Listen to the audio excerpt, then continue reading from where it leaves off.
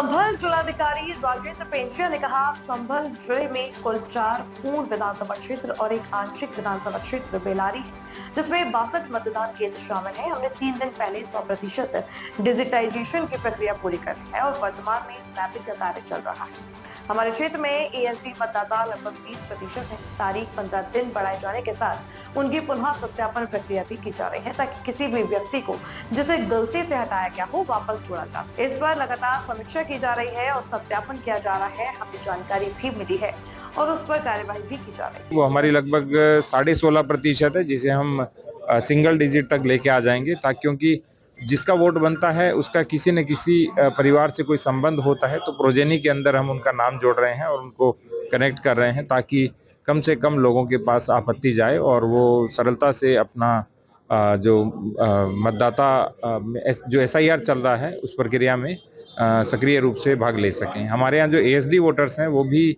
20% के आसपास हैं और उनका भी हम, क्योंकि 15 दिन तिथि बढ़ी है, तो दोबारा वेरिफिकेशन करा रहे हैं, ताकि किसी भी प्रकार से कोई भी व्यक्ति यदि गलत तरीके से कटा हो वो जुड़ जाए और यदि कोई गलत तरीके से छूटा हो वो जुड़ जाए।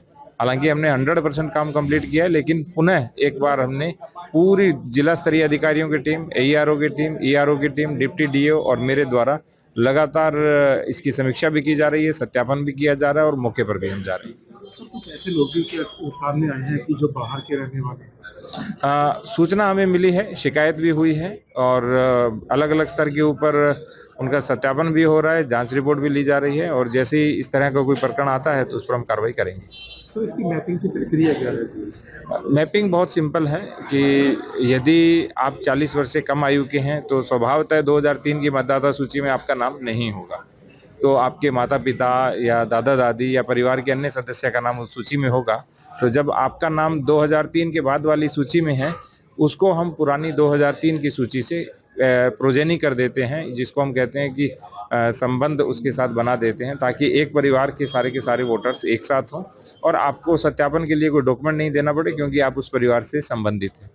तो यही मैपिंग की प्रक्रिया है। क्या सर, कुछ लोग बांग्लादेश का मामला भी सामने आया कि कुछ लोग बांग्लादेश को ये सत्यापन हमारा चल रहा है और जैसी भी कोई पूर्ण रूप से पुख्ता जानकारी होगी उस पर हम कार्रवाई करेंगे।